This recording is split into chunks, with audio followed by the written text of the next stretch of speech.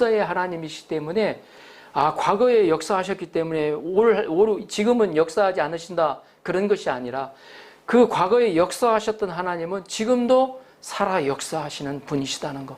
우리에게 왜 그걸 보여주셨겠습니까?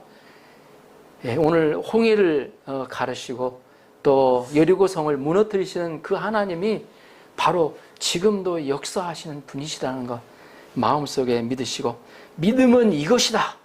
우리 믿음의 조상들을 통해, 믿음의 선배를 통해서 우리에게 그렇게 말씀하고 있는 것입니다. 우리는 다만 이 말씀을 듣고 믿음이 충만해져서 우리의 삶 가운데서도 하나님은 살아계시는구나, 그걸 어때요? 체험하고 만나면 됩니다. 그리고 어때요? 은혜를 끼치면 돼요. 간증을 하시면 돼요. 그들의 믿음을 묵상하면 우리에게도 같은 믿음이 우리 안에 생깁니다.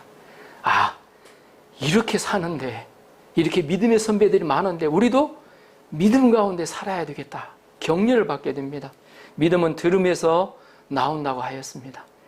간증, 하나님을 만난 이야기, 하나님을 만나고 체험한 이야기들, 또 말씀을 우리는 들어야 합니다. 믿음으로 산 사람들의 이야기를 들으면 우리의 마음속에 신앙의 불길이, 믿음의 불길이 타올라옵니다. 그래서 우리는 불신으로 하는 사람들의 이야기는 가려서 들어야 됩니다. 교회에 나온 지 5년쯤 된 분이 있다고 합니다. 그 사람이 5년쯤 됐으니까 이제 한번 성경 한번 읽어봐야 되겠네. 성경을 읽어야 할 것 같아서 읽었다고 합니다. 그런데 처음 구약부터 읽다 보니까 어떤 얘기들이 많이 나와요? 기독교는 사랑의 종교인 줄 알았는데 막 때려 죽이라, 막 완전히 다 몰살하라, 막 그런 얘기들이 듣고 깜짝 놀랐다고 합니다. 그래서 어떤 분은 성경은 구약부터 보기보다 신약부터 읽어보라고 고민하기도 합니다. 구약에 나타난 사건은 너무 적나라하게 기록되어 있습니다. 이 사건들, 이것을 무엇을 의미하는지 깨달아야 돼요. 영적인 눈이 열려야 돼요. 그것이 어떤 중심으로 풀려야 되냐면 그리스도 중심으로, 예수 그리스도의 중심으로, 예수 그리스도의 십자가 부활 중심으로 풀려져야 구약을 명쾌하게 읽을 수가, 풀어질 수가 있습니다. 오늘 말씀을 통하여 많은 믿음의 선배들, 오늘도 믿음의 선배들이 나옵니다. 믿음을 선배들을 통하여 믿음을 덧입고 믿음이 충만해지도록 기도합니다. 그리하여 내 삶 속에서, 내 생활 속에서 하나님은 살아계심을 체험하고 또 증거하는 증거자로 살 수 있도록 기도합니다. 아멘. 자, 29절을 보십시오. 29절 함께 한번 읽어보도록 하겠습니다. 29절 시작. 믿음으로 그들은 홍해를 육지같이 건넜으나 애굽 사람들은 이것을 시험하다가 빠져 죽었으며. 아멘. 여기서 그들은 누구를 의미합니까? 출애굽한 이스라엘 민족을 말합니다. 홍해는 말 그대로 바다입니다. 제가 좀 찾아보니까 홍해가 왜 홍해라는 이름이 되었는가? 바닷속 붉은 산호 때문에 물이 붉은 빛을 띠어 홍해라고 불러졌다고 합니다. 이것도 하나의 또 가설이고 또 뭐 여러 가지 이유가 있는 것 같은데, 하여튼 홍해, 그 홍해는 아프리카 대륙과 아라비아 반도 사이에 위치한 좁고 긴 바다이고 최대 수심이 가장 깊은 곳이 2213m나 된다고 합니다. 사진 한번 보여주시겠습니까?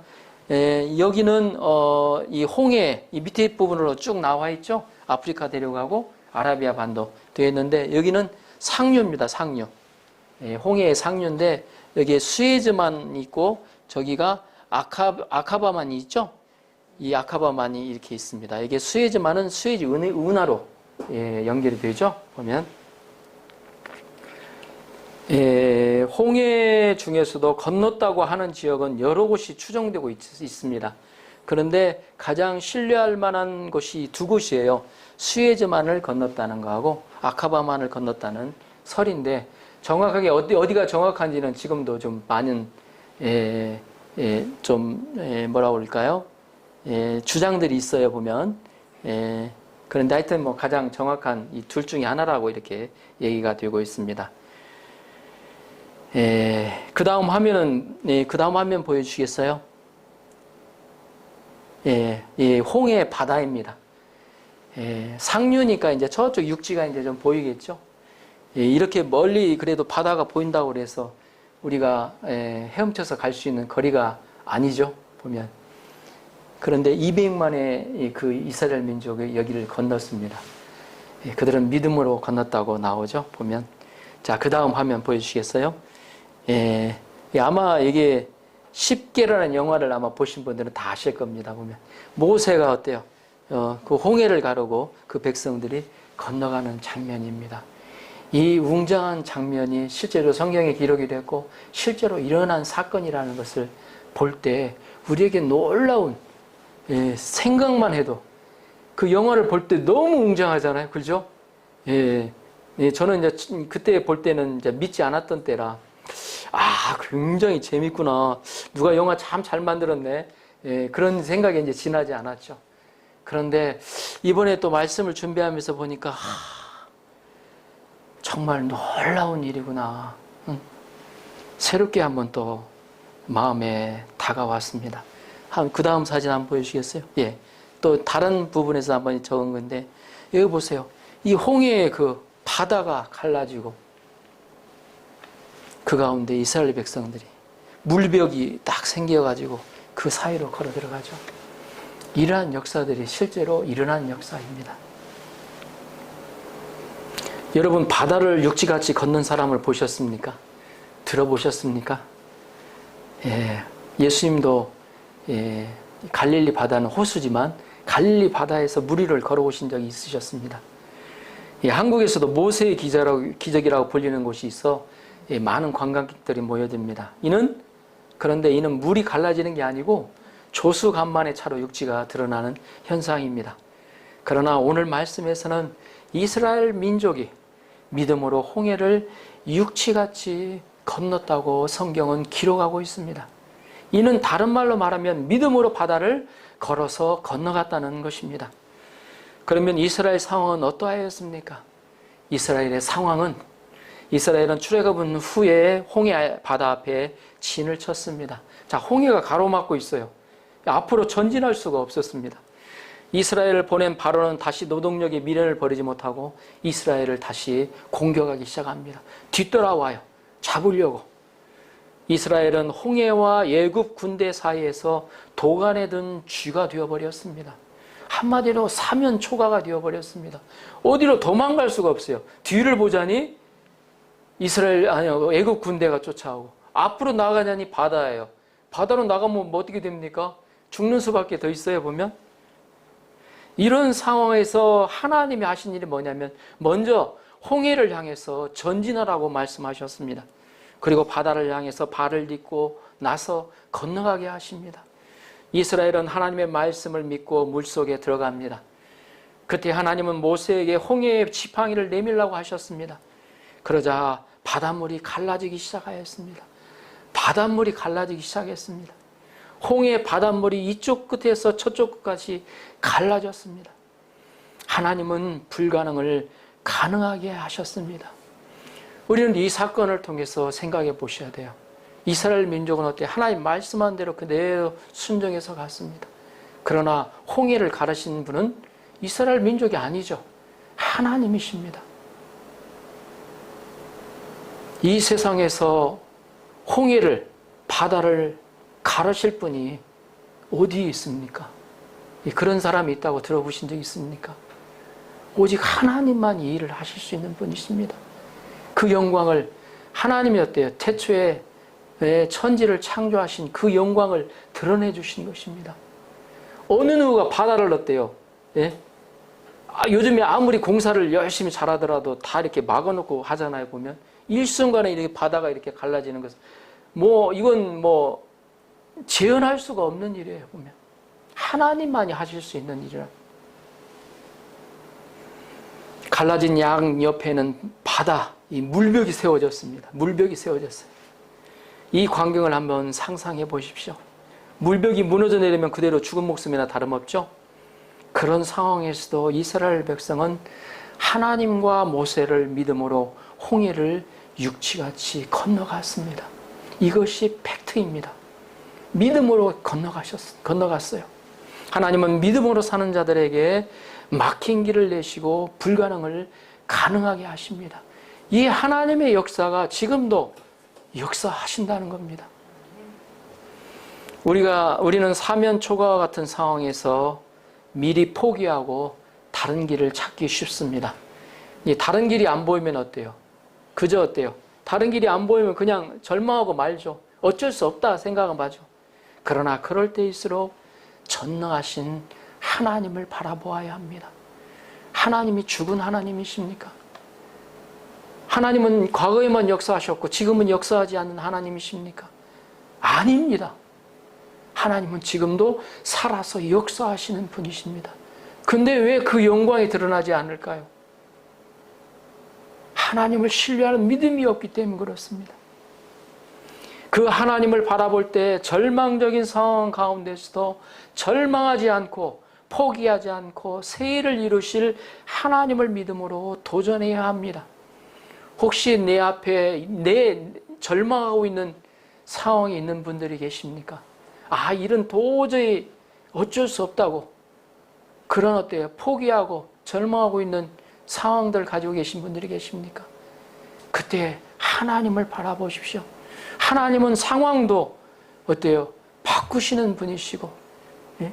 현재 상황이 아무리 절망적이더라도 하나님이 역사하시면, 하나님이 간섭하시면 그 상황은 변하게 되어 있습니다. 애굽 사람들은 하나님을 믿지 않았습니다. 그들은 노예 백성인 이스라엘 백성들이 건넌 홍해를 자신도 건널 수 있다고 생각했습니다. 에이, 쟤네들이 건너네?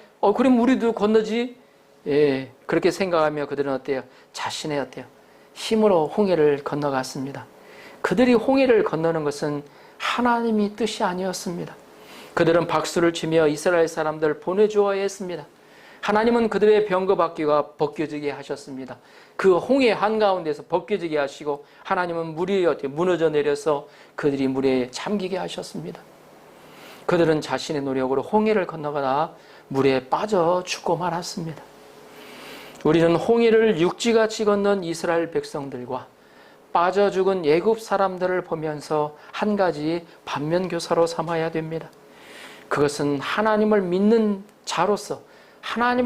자로서의 정체성입니다. 모방하고 흉내내는 것에는 한계가 있습니다. 크리스찬으로서 보여지는 그 자체는 한계가 있다는 것입니다. 나는 크리스찬이니까 예배를 드려야지, 기도를 드려야지, 뭔가 해야지 하는 생각, 그런 수준이 아니라 진정으로 하나님을 나의 하나님으로 만나야 한다는 것입니다. 하나님을 만날 때 내 주위의 상황이 어때요? 너무나도 크게 보이던 문제들이 하나님을 바라보니까 너무 작게 보이는 거예요. 그것은 하나님을 바라봤을 때, 내 안에 믿음이 생겼을 때 그렇게 되어집니다. 그래서 하나님이 내 삶에 있어서 어떤 분이 되시는가, 하나님을 만나는 것이 그렇게 중요합니다. 하나님은 위대하신 분이십니다. 아멘이십니까? 아멘이십니다. 아멘입니다.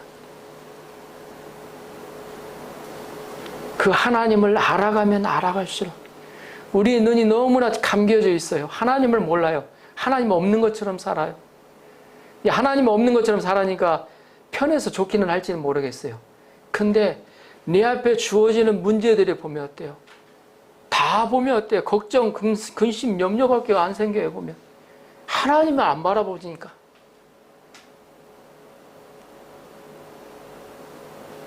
어떻게 되지? 어떻게 할까? 내가 어떻게 하면 좋지?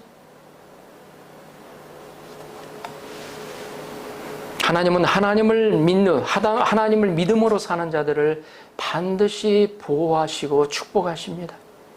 그 하나님을 믿을 때 사면초가와 같은 상황에서도 살아계신 하나님을 바라보며 도전하게 됩니다.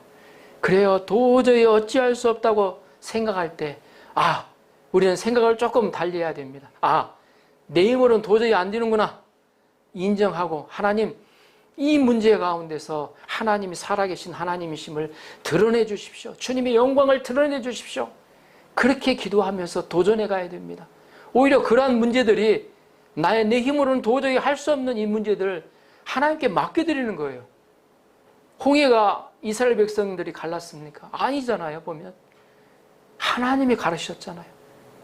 우리는 어때요? 그렇게 한 힘이 없어요. 그러면 어때요? 하나님께 맡겨드리는 거예요. 왜냐하면 하나님은 믿음으로 나아가는 자에게 하나님의 이름을 부르며 하나님의 이름을 인정하며 하나님께 무릎 꿇고 간구하는 자의 그 간구를 들으십니다. 하나님은 믿음으로 나아가는 자에게 길을 내시고 또한 피할 길을 내시는 분이십니다. 우리가 잘 믿어야 합니다. 잘 믿는 건 뭐예요? 보면 하나님이 어떤 분이신가를 알아가는 것입니다. 우리가 성경을 읽더라도 그 하나님이 어때요? 영광이 내 안에 막 올 때 내 안에 어때요? 문제들이 자연스럽게 어때요? 해결이 돼가요. 내 안에 하나님의 영광이 딱 들어오잖아요. 그 빛이 나의 어둠들을 다 몰아내요. 나의 근심 걱정들이 몰아잖아요. 내 안에 어때요? 근심 걱정이 많다 그렇게 생각하면 내가 하나님을 바라보지 않고 있구나. 또 다른 데 또 바라보고 있구나. 문제만 바라보고 있구나. 생각하시면 됩니다. 그 문제 가운데서 이 문제를 해결할 능력이 계시는 분, 그 하나님을 바라보는. 그래서 우리가 잘 믿어야 됩니다. 현재 사면초가 같은 상황에 계시는 분들에게 홍해 바다를 여시고 길을 내시는 하나님을 만나는 축복이 임하도록 축원합니다. 아멘.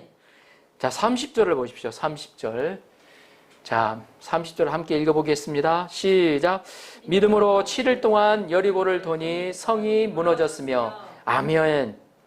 굉장히 큰 사건인데 여기는 딱 한 절로 이렇게 표현을 했어요. 믿음으로 7일 동안 여리고를 도니 성이 무너졌으며. 예, 믿지 않는 사람들이 이게 딱 들으면 이게 믿어집니까? 보면 7일 동안 여리고를 빙 돌다 보니까 성이 무너졌대. 누가 어떻게 무슨 지어낸 얘기를 하냐고, 거짓말을 하냐고 그러죠. 자, 여리고성이 어떻게 되는가 한번 좀 보겠습니다. 그 다음 화면. 예, 여리고성이 이렇게 지어졌다고 합니다. 예, 저쪽 왼쪽에 한번 보세요. 구조가 어떻게 되냐면 여리고성을 고고학적으로 복원한 모형이에요. 그러니까 제일 밑에 부분에 한 성벽이 쌓여 있고 또 경사 부분이 있죠. 예, 경사 부분이 저렇게 되어 있으면 올라가지도 못합니다. 예, 올라가다가 뭐 힘들어가고 그 다음에 그 위에 또 성벽이 쌓여져 있어요. 구조가 이런 구조로 이중 구조로 되어 있기 때문에 어때요? 이 성을 난공불락의 성이라고 합니다. 난공불락의 성. 그러니까 침략하기에 정복하기에 어려운 성이라는 거예요. 보면 이스라엘 백성들이 40년 광야 생활한 후에 가나안 땅에 도착하였습니다. 그들이 요단강을 건넌 후에 제일 처음 맞이한 성이 여리고성이었어요. 예, 시작부터 난공불락의 성이에요. 시작부터 가장 어려운 문제가 그들 앞에 닥쳐졌어요. 예, 그런데 이 화면을 보시면 아시겠지만 이런 이제 구조로 되어 있어요. 보면 이런 구조라면 성을 정복하는데 쉽지가 않습니다. 어찌 보면 처음 정복해야 할 여리고성에서 이스라엘 백성들은 철저히 패배를 맛볼 위기에 있었습니다. 딱 와서 보니까 어떻게 저런 성을 우리가 정복할 수가 있지? 문은 다 잠겨 있다고 했습니다. 잠겨 있지. 그 위에서 쳐다보고 있지. 예. 그런데 하나님은 이런 여리고성을 정복하는 방법으로 이스라엘 백성이 여리고성을 돌게 하셨습니다. 맨 앞에 무장한 군이 서고, 그 다음 화면 보여주시겠어요? 맨 앞에, 예, 여기는 이제 여기 나팔부는 제사장들이 나오죠. 저기 보면 이 오른쪽이 좀 보이시는가요? 여리고성이 있고 그 다음에 앞에 어때요? 선봉부대가 있고 그 다음에 나팔부는 제사장, 그 다음에 언약궤가 있고 그 다음에 후미부대가 있고 백성들이 이렇게 따라가거든요. 네, 여리고성 줄레가 한 4km 정도 됐다고 그래요. 4km 정도 되면 걷다 보면 한 1시간 정도면 되잖아요. 매일 1시간씩 돌았던 겁니다. 이렇게 6일을 해요. 그리고 7일은 어때요? 7일은 7바퀴를 돌죠. 그러니까 4km에서 7바퀴를 돌았으면 28km죠. 일곱 번째 날에는 28km를 돈 다음에 나팔을 불 때 이제 소리를 질렀죠. 보면 그런데 사실 그들이 이렇게 성주의를 도는 것은 웃기는 일이에요. 이 전쟁 이렇게 전문가들 보면 이것은 웃기는 일이라고 그래요. 오히려 적에게 뭐라 그러죠? 멸망당할 수 있는, 몰살당할 수 있는, 적이 성에서 공격하면 이렇게 삥 돌아가잖아요. 이렇게 돌아가는데 그걸 한쪽에서 이렇게 밑으로 와가지고 치고 하면 몰살할 수 있다는 것입니다. 그러나 그들은 합심하여 돌아왔고 친히 싸우시는 하나님을 믿고 돌아왔습니다. 많은 사람이 불평했을 것입니다. 이 뭐하는 쇼냐고, 또라이지다이냐고. 사실 그렇잖아요. 이 성벽을 정복한다고 한번 생각해 보세요. 우리가 머릿속으로 한번 생각해 보세요. 이 성을 정복하는데 빙빙 돌고 있어요. 일주일 동안 돌고 있다니. 그거 누가 그래갖고 이게 정복하는 방법이냐고 누가 생각하겠습니까? 그러나 그들은 여호수아의 말을 따라서 믿음으로 돌았다고 성경은 기록하고 있습니다. 그들이 순종하여 7째 날 7바퀴를 돌고 여호수아가 외치라 하자 백성들이 와 하고 함성을 외쳤을 때 어떤 일이 벌어졌습니까? 그 난공불락과 같았던 여리고성이 일시에 무너져 내렸습니다. 그 다음 나왔네요. 일시에 무너져 내렸습니다. 여리고성은 고고학적으로 발굴한 것을 보면 밖으로 무너지지 않았고, 여기 좀 밖으로 무너진 부분들이 있어요. 보면 무너지지 않았고 안으로 무너졌다고 합니다. 밖으로 무너졌으면 자칫 이스라엘 백성에게도 피해가 갈 수 있었기 때문입니다. 이 성이 안으로 무너지는 것은 신비로운 것으로도 휘자되고 있다고 합니다. 전문가들 안에서. 그들은 하나님께서 약속의 땅을 주실 것을 믿고 순종하였을 뿐인데 하나님이 하신 것입니다. 하나님이 어떤 방법으로 언제 주실지 우리는 모릅니다. 하나님은 전적으로 하나님의 때에 하나님의 방법으로 허락해 주십니다. 하나님은 언제나 우리가 생각한 것보다 더 크고 놀랍게 당신의 일을 이루어 가시는 분이십니다. 그래서 우리는 다만 믿고 합심하여 순종해야 합니다. 말없이 순종하고 감사의 찬송을 불러야 합니다. 그러면 하나님의 때에 갑자기 하나님이 그 놀라운 일을 이루어 가실 것입니다. 우리 교회의 모습을 보면 언제 성장하려나 불신적인 생각이 들 때도 있습니다. 그러나 교회의 성장도 하나님께 달려있음을 믿습니다. 누구한테 간구해야 되죠? 하나님께 간구해야 되죠. 믿음으로 간구해야 되죠. 그리고 오늘 말씀을 준비하면서 다시금 저의 믿음의 문을 열어주시는 것을 깨닫게 됩니다. 저희가 같이 기도하고 있죠. 보면 10개의 교회를 개척하고자 기도하고 있고, 일본 선교회 우리 김영주 집사님도 기도해 주셨지만 하나였대요. 불빛으로 일본의 영적 부흥에 사용해 주시도록. 지금 상황을 보면 어떻게 그게 가능하겠어요? 근데 하나님이 저의 마음을 채워주셔요. 보면. 비전을 갖게 하셔요. 그 기독해 하신다는 거죠. 보면. 놀랍잖아요. 어떻게 보면 돈키호테가 같은 보면 하나님 무슨 일을 이루시려고 하시는가. 제가 개인적으로 생각할 때는 일본의 영적 부흥은 반드시 일어날 거라고 생각을 해요. 여기저기서 믿는 자들이 이제 폭발적으로 부흥하는 때를 하나님 반드시 마지막 때가 되기 전까지 하나님께서 이루어 주실 거라고 생각이 들어요. 보면 이제 그 믿음 가운데 하나님이 어때요? 믿음의 사람을 찾고 계신다는 거죠. 이 가운데 그 믿음 가운데 기도의 씨를 뿌리고 그 믿음 가운데 한 영혼을 위해서 기도하며 도와가는 사람들을 하나님이 원하신다는 거죠. 오늘 우리가 해야 할 일은 하나님을 믿음으로 하나님이 원하시는 것, 하나님이 기뻐하시는 것을 찾아서 순종해 가는 것입니다. 제가 언젠가 한번 예화로 말씀드린 적이 있습니다. 미국의 아주 유명 대학에 회계사 자격증을 가지고 있던 청년이 있었습니다. 이제 졸업반이 돼서 이제 취업을 해야 되는데 그는 여러 곳에서 스카우트 제의를 받아왔습니다. 유명 대학에 또 어때요? 성적도 어때요? 과연 톱짜리였기 때문에. 근데 그 중에서 미국의 톱 회계법인의 스카우트 제의도 받고 있었습니다. 대개 회계사는 돈 많이 버는 것으로 잘 알려져 있죠. 그런데 다만 일을 할 때는 주일날도 없이 일을 해야 돼요. 막 일주일 동안 뭐 계속 일을 해야 돼요. 근데 그 청년은 단 한 가지 조건을 가지고 면접에 임했습니다. 그것은 주일날 일을 쉬게 해달라는 것이었어요. 그것은 다름이 아니죠. 예배를 드리기 위해서였죠.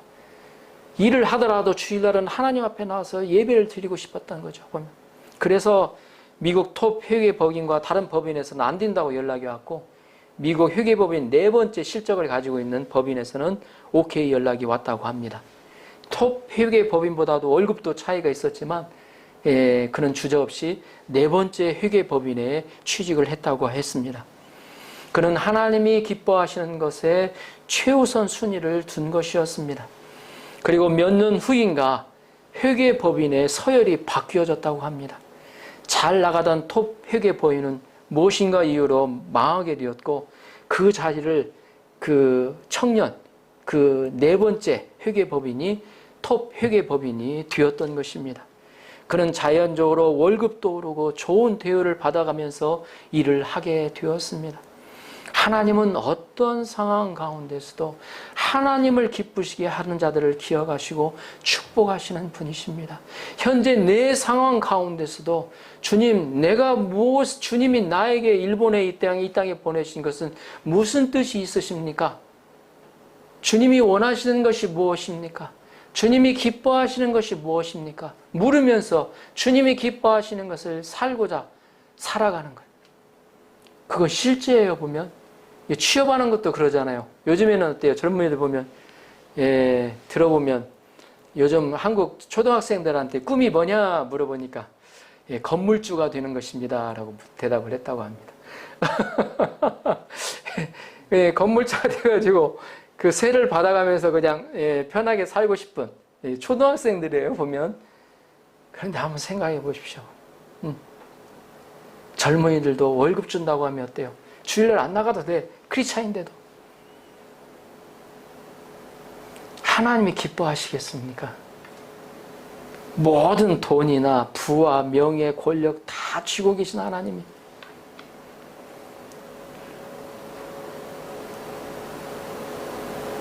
하나님은 마음의 속주심을 보신다고 그랬습니다. 네가 그 마음 속에 어떤 마음을 가지고 생활하고 있는가? 현재 생활하는 가운데서도 정말로 하나님을 기쁘시게 하고자, 어떤 상황이 안 되더라도 하나님을 기쁘시게 하고자 몸부림치고 있는가? 하나님 그걸 주목하신다는 거죠. 솔로몬이 처음에는, 나중에는 이제 하나님을 배반했지만 처음에는 그러지 않았죠. 그가 마음으로 하나님을 어때요? 섬겼어요. 1000번제를 하나님 앞에 드렸어요.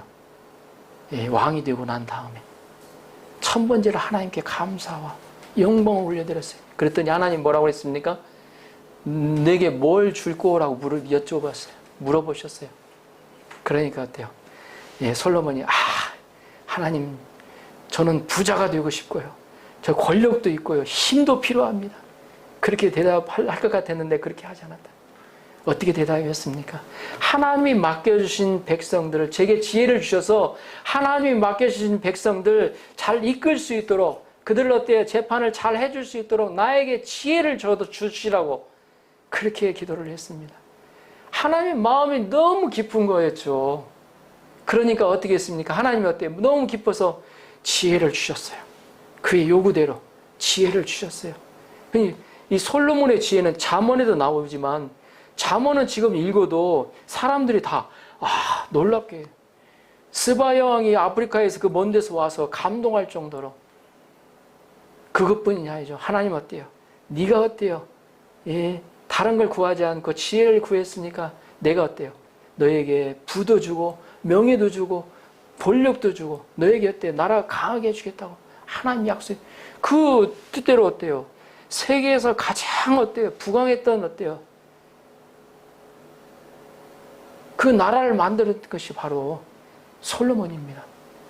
그걸 누렸던 것이 바로 솔로몬이에요.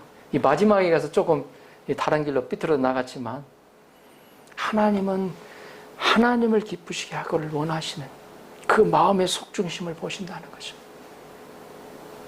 우리 마음 속에, 제 마음에도 참 그 하나님을 기쁘시게 하고자 하는 마음으로 충만해질 수 있도록 위해서 기도를 좀 해주셨으면 좋겠습니다. 하나님을 기쁘시게 하고자 하는 마음으로 몸부림치도록 위해서 기도해 주셨으면 좋겠습니다. 하나님 어떤 상황 가운데서도 하나님을 기쁘시게 하는 자들을 기억하시고 축복하시는 분이십니다. 역사 가운데 이걸 보여주셨어요. 역사 가운데 보여주셨는데 지금 말하면 그건 과거의 하나님이고 지금은 하나님 아닙니까? 아니죠. 그 우리에게 보여주신 것은 지금도 네가 그렇게 살 때 그렇게 축복하시겠다는 것을 보여주신 거죠. 하나님이요.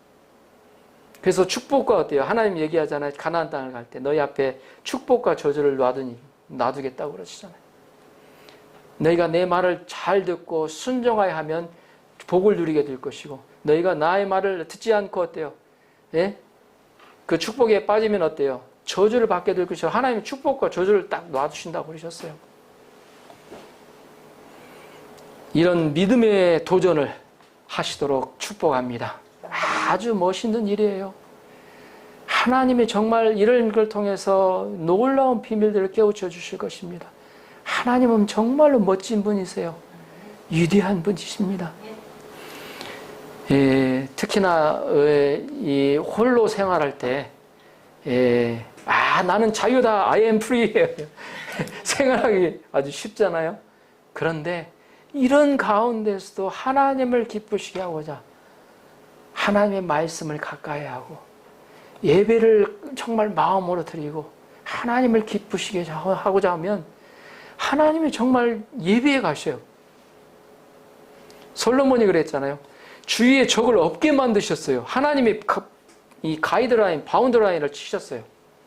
근데 여자에게 빠져서 어때요? 여자들에게 빠져서 우상을 섬기기 시작할 때 하나님 그 어때요? 바운드를 올리셨죠. 자, 31절을 보십시오. 31절. 31절까지만 하겠습니다. 31절 같이 한번 읽어보겠습니다. 시작. 믿음으로 기생 라합은 정탐꾼을 평안히 영접하였으므로 순종하지 아니한 자와 함께 멸망하지 아니하였도다. 아멘.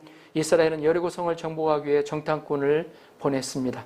그들은 발각되어 잡힐 위험에 처하게 되었습니다. 그때 기생 라합이 그들을 도와주었습니다. 기생 라합은 소문을 통하여 이스라엘 하나님이 상천하지의 천하의 하나님이심을 알게 되었습니다. 그는 민족보다도 그래서 하나님 편에 서게 됐어요. 민족 편에 서는 게 그러면 어때요? 반역자라고 그러죠. 보면 이스라엘 편에 서게 되면 반역자잖아요. 보면. 근데 민족보다도 하나님 편에 섰어요. 그는 여리고성이 하나님 심판으로 망할 것을 알았고 이스라엘의 승리를 믿었습니다. 라합의 신부는 기생이요 이방인이었지만 믿음이 있었습니다. 하나님을 경외하는 믿음입니다. 하나님을 경외하는 자의 축복은 무엇일까요? 여러 곳에 써 있습니다. 하나님을 축복하는 경외하는 자의 축복. 잠언 22장 4절에는 이렇게 써 있습니다. 겸손과 여호와를 경외함의 보상은 재물과 영광과 생명이니라. 겸손, 여호와를 경외함의 보상이죠. 갚아주신다는 거예요. 보상은 재물과 영광과 생명이니라. 아멘. 이는 신분이나 이방인이나 상관이 없습니다. 그는 기생이었죠. 천한, 몸을 파는 여자였어요. 또 이방인이었죠. 그런데 그런 거에 상관없이 하나님을 경외함으로 축복을 받았습니다. 하나님은 어떤 사람일지라도 하나님을 경외하는 자를 반드시 축복하십니다.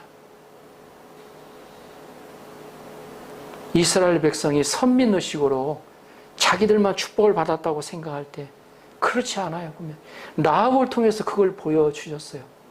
이게 바로 십자가의 사랑과 연결이 됩니다. 십자가의 사랑과 하나님은 예수님도 그랬죠. 오히려 기생과 어때요? 세리들과 어때요? 가깝게 지내셨어요. 왜냐하면 그들은 어때요? 자기가 주인임을 알았거든요. 인정했거든요. 하나님 앞에, 예수님 앞에 나아갈 때. 그래서 예수님은 다 용접해 주셨어요. 그들을. 하나님은 이런 라합을 어때요? 그녀는 하나님을 믿음으로 하나님이 보내신 정탐꾼을 평안히 영접하고 보호해 주었습니다. 하나님은 이런 라합을 축복하여 주셨습니다. 이스라엘은 여리고성을 정복할 때, 이스라엘이 여리고성을 정복할 때 라합과 그 가족을 살려주었습니다. 그 가족에 어때요? 끈을 줬죠. 그 끈이 무슨 그 붉은 무슨 이게 끈이 아니라 천이었죠. 보면 일본 영화에도 노란 손수건이란 아주 유명한 영화도 있긴 하는데 그 천을 보고 그 주인은 접근하지 못하도록 아예 처음부터 그 어때요? 구하라고 그렇게 살려주었습니다. 그뿐만 아니에요. 하나님은 라합을 메시아의 조상으로 크게 축복하여 주셨습니다. 마태복음 1장을 한번 보세요. 그 예수님의 족보가 나오죠. 그 안에 라합이라는 이름이 나와요. 그것도 보아스의 어머니가 바로 라합이에요. 보아스의 처가 누굽니까? 보아스의 처가 룻기에 나오죠. 룻입니다. 룻. 보아스의 처가 룻이에요. 이 보아스가 다윗의 증조 할아버지입니다. 그 증조 할아버지를 낳은 사람이 라합이었어요. 그러니까 하나님의 어때 메시아의 그 조상이 어때요? 다윗의 후손을 통해서 예수 그리스도가 나오시잖아요. 이게 무엇을 뜻하는 것일까요? 아니 감히 족보에 기생이 올라갈 수 있어? 아니 감히 이제 이방인이 올라갈 수 있어? 감히 여자가 올라갈 수 있어? 마태복음 1장에 보면 여인이 4명 나오거든요. 족보 안에. 이를 통해서 하나님은 뭘 보여주실까요? 하나님은 뭐 이방인이고 어떤 신분, 어떤 계층에 있더라도 상관없이 하나님을 경외하는 자. 하나님은 반드시 축복하신다는 것을 예표로 보여주셨어요.